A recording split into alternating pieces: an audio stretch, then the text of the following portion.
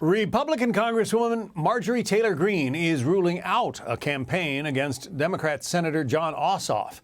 In a fiery social media statement, she ripped the Senate and accused elite Republicans of failing President Trump's agenda. Maura Gillespie, Bluestack Strategies founder, is our guest on that. Do you think that there is more to the story as to why Marjorie Taylor Greene decided not to run for Senate here? I think there's a good amount of concern that she could win statewide. I think that she is pretty far on the fringe as far as the Republican Party goes. And although she tried at times over the past few years to walk that back a bit by befriending the former Speaker Kevin McCarthy, I think that her team would have told her it would be really hard for her to win statewide. So I think that's more of a factor than it is anything else. But she has won re-election in her district. I mean, her district obviously seems to love her. Sure, but they're a very red district. So when you're thinking about statewide races, and that's the concern that I think a lot of Republicans are going to face, and as a party we're going to face, because if we don't have candidates, like a Brian Kemp, who are willing to step up and take on a race statewide where they could win, then we're going to be, right now we have the majority, but we may not have it for much longer if we can't find good candidates who can win in a broader race than just a primary or just a very far red state that is a strong red state. They need to be able to win on a broader scale. It's also a very different job serving in the House of Representatives versus serving in the U.S. Senate, which is a very different institution.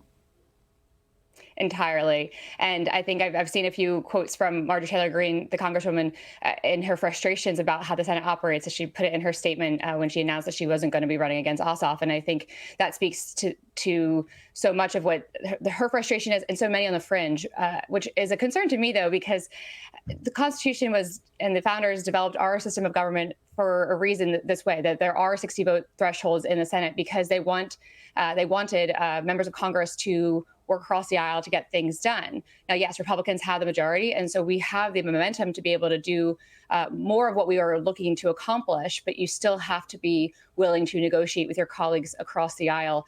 And I think that is something that some members in the House get frustrated by, because it tends to slow the process down a bit to make sure that the policy that's being enacted is then something that gets that 60 vote threshold. There's also the prospect of Alexandria Ocasio-Cortez running for president. Now, when she was elected some years ago, she was the youngest woman ever elected to the House of Representatives. Does she have a chance, I guess, to get nominated for president on the Democrat side? I would put her in the same category as I would Marjorie Taylor Greene, as far as being too far on the fringe to really garner a more broad centrist population vote. I don't think that she would be able to get those more moderate voters, whether you're leaning left or leaning right. She is too far on the fringe to be able to do that. Yes, her fighting the oligarchy campaign seems to be going well and giving something for Democrats to point to say we've got somebody out there fighting, because there really has been pretty profound silence on the Democratic side as far as leadership goes. But the talk about her being a candidate, yes, of course, they're going to say don't count her out. She took out Joe Crowley back when she won her House seat, becoming the youngest member of Congress, but it doesn't translate to a presidential race, in my opinion. Yeah, there are detractors and there are supporters, and we spoke to some of each. Listen.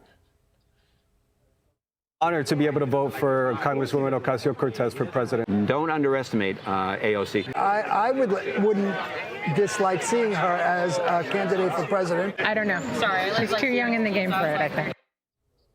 Too young in the game. I guess she would be 35 by the time 28 runs around.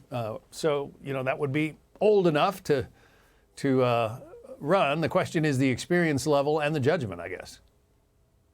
Absolutely. And you just hit on the experience factor, which I do think both Marjorie Taylor Greene and Ocasio-Cortez are going to struggle with if they were to consider statewide races like this or broader presidential races like this. AOC, despite being in Congress for as long as she has, still doesn't have the leadership experience or the policy experience. What and that's what I think as voters we need to look at. What have they done in their role as Congresswoman or as a Congressperson? What policies have they enacted? What committees they sit on?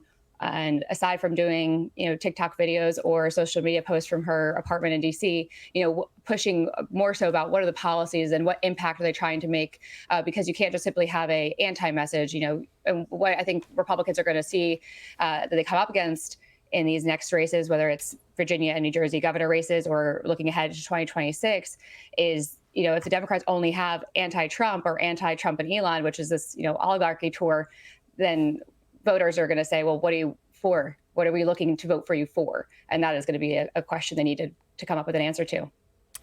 Maura Gillespie, the founder of Bluestack Strategies. Maura, thank you. Hey everyone, I'm Emily Campagno. Catch me and my co-hosts Harris Faulkner and Kaylee McEnany on Outnumbered every weekday at 12 p.m. Eastern, or set your DVR. Also, don't forget to subscribe to the Fox News YouTube page for daily highlights.